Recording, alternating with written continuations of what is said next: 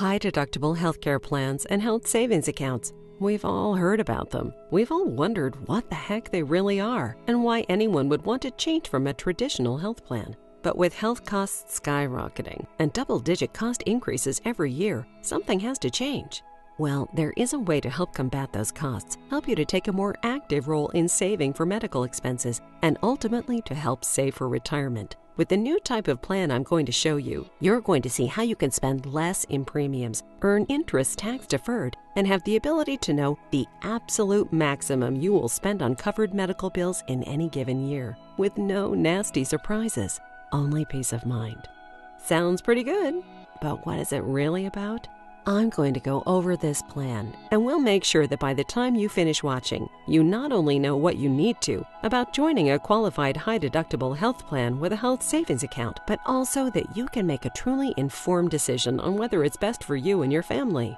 What is a qualified high-deductible health plan? An HDHP is a medical plan that has a minimum deductible. For 2013, it's $1,250 for singles and $2,500 for families. In addition, the plan cannot have any copays. For example, a $15 copay for a physician visit, prescription drug copay, prior to meeting the minimum deductible. If these criteria are met, then the plan is eligible for a health savings account to be opened by the plan member. An HDHP has four main components. The first one is preventive care. Preventive care consists of physicals, adult exams, preventive lab work, preventive radiology, childhood immunizations, well woman exams, routine pap smears, and mammograms. All of those things that keep you from getting sick in the first place fit into this category. Under an HDHP, the health plan pays 100% of preventive care. These visits are not subject to your deductible or your out-of-pocket maximum expense, so you have no excuses not to get those yearly physicals and stay healthy. Remember, your doctor must bill the visit as preventive to your health plan provider in order for services to be covered at 100%. The second component is your annual deductible. Your annual deductible is the amount you pay out of pocket before your health benefits coverage begins. Remember, preventive care is not subject to your deductible. The high-deductible health plan is exactly what the name states. The deductible is higher with this type of plan than with a traditional plan. But as we said earlier, that is exactly how we keep your premiums low. Since the deductible is higher and the copays are no longer available, the IRS has created a funding vehicle to help you pay for the higher deductible. It's called a Health Savings Account, or HSA. The way you fund your higher deductible is the third component, the HSA, or formerly known as the Health Savings Account.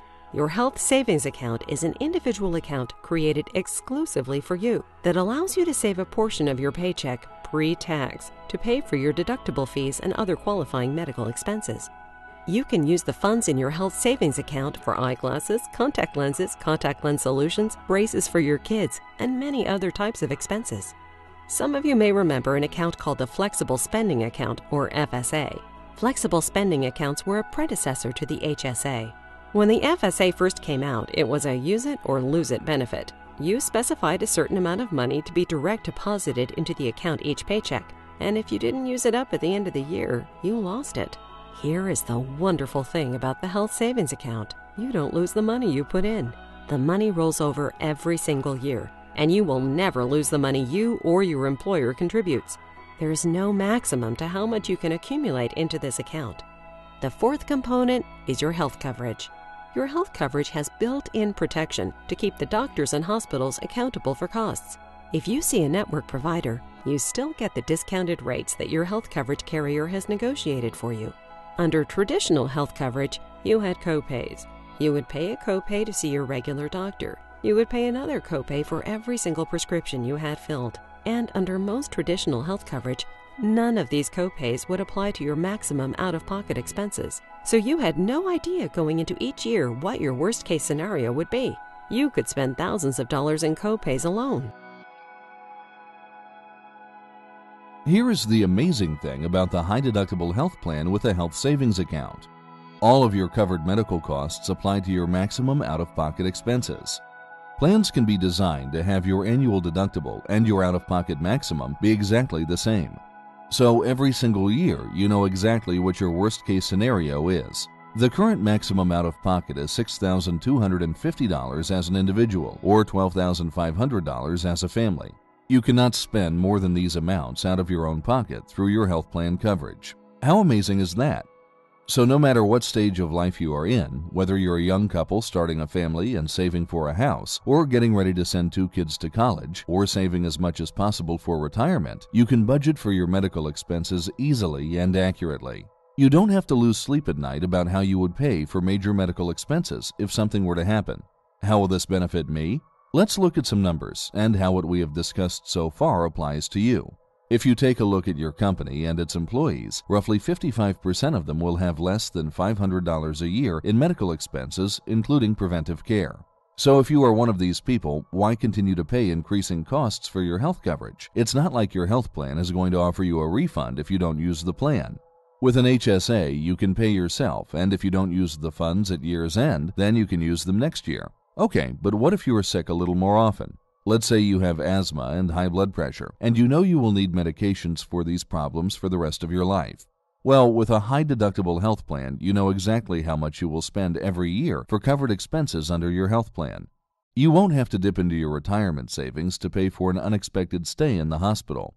This plan can work for anyone. And keep in mind, the money you are putting into your HSA is pre-tax. And while your money is in the account, it is earning interest and building for future healthcare expenses and for retirement. Your HSA gets a fixed rate of interest, but once your account reaches a certain level, you have the option to invest it in a mutual fund. That is completely optional and up to you. Also, sometimes there are nominal fees, as with any type of bank account, usually a few dollars. Okay, so how do you fund your HSA? There are 2 ways. The first way is through your employer. Some employers choose to help fund this account, and this will vary depending on your employer. If your employer does help fund your account, the money will be directly deposited into your account. The second way to fund your account is a direct deposit from your paycheck. These will also be automatically put into your account, and you won't have to pay taxes on the money. The maximum contribution you can make is either $3,250 per year for a single or $6,450 per year for a family. These are the 2013 limits. These limits include both your contributions and any contribution your employer makes to your account. If you're age 55 or older, you may make an additional contribution of $1,000 called a catch-up contribution. You can use the funds in your HSA to pay for prescription medications, over-the-counter medications with a physician prescription, exams and tests, dental, vision, COBRA premiums, long-term care premiums, premiums while on unemployment, retiree health insurance premiums, and more. The money in your HSA can be used to reimburse these expenses for you and any of your IRS dependents. Your health benefits plan may define dependent eligibility differently than IRS guidelines. Only those expenses for a qualified IRS dependent may be reimbursed through your HSA. The IRS has rules and regulations regarding HSAs, so let's go over those now. Some people are not eligible to participate in an HSA. If you're also enrolled in a non-high deductible health plan through your spouse or another source, you don't qualify for an HSA. Your qualified HDHP must be your sole coverage. Also, if you're enrolled in Medicare, you can't participate. You're eligible to enroll in Medicare when you turn 65. You are not required to enroll if you still have access to employer-sponsored health coverage and your prescription coverage is creditable. If you're not drawing any Social Security benefits, Medicare enrollment is not automatic. However, once you're enrolled in any type of Medicare, including Part A, you and your employer are no longer eligible to contribute to your HSA bank account. You may remain on your employer's high-deductible health plan. You just have to stop contributing to your HSA. The IRS regulation applies to the bank account, not the health plan coverage. If an eligible dependent is enrolled in Medicare, then you can participate in an HSA. If you can be claimed on somebody else's taxes as a dependent, you can't make contributions to an HSA. You can't maintain an FSA and an HSA at the same time for medical expenses. You have to decide on one or the other.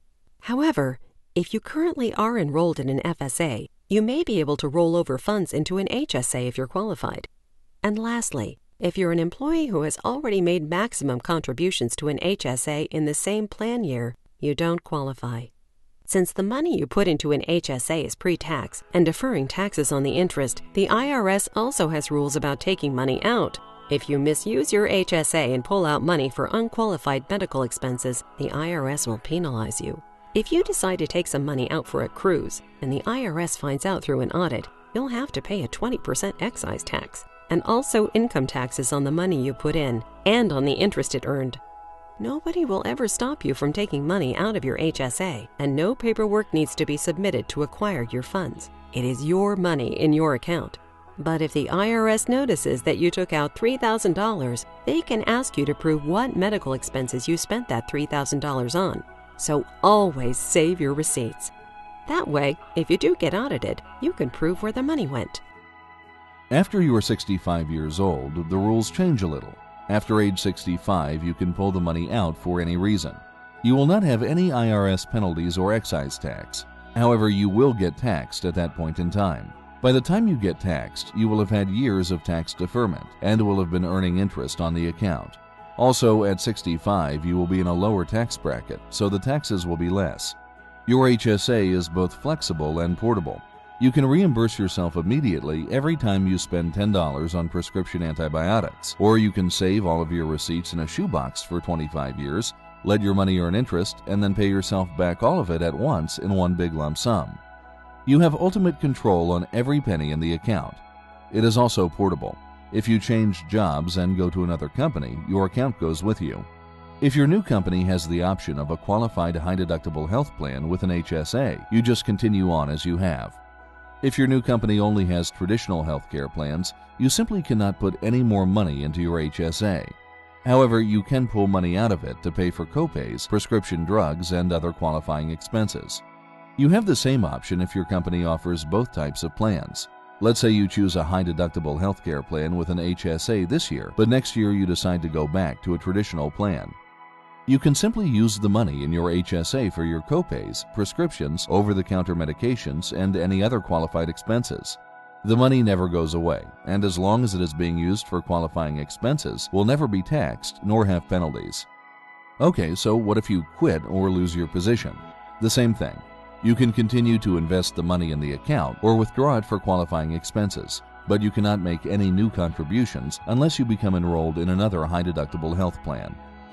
So, when it all comes down to it, and you actually go to see your doctor, how does it work?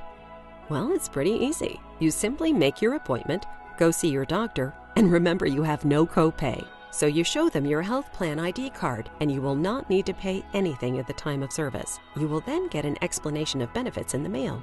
You may get an initial bill from your provider before you get the explanation of benefits. Do not pay this bill. Wait until you get your explanation of benefits, because it will explain what the health plan paid and what you actually owe, so you can pay the correct amount. Once you get the correct amount due, you can send a check, pay cash, or use the debit card that comes with your health savings account and pay the provider directly from the account. Or you can set up a payment plan.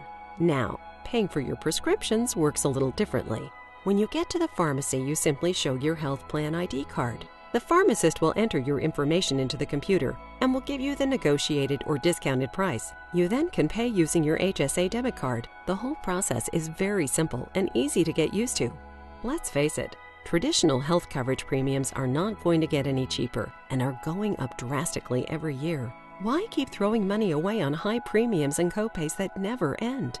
Begin this year with a new plan that will give you peace of mind, power over your own healthcare costs, and a pre-tax savings account that will be there when you need it.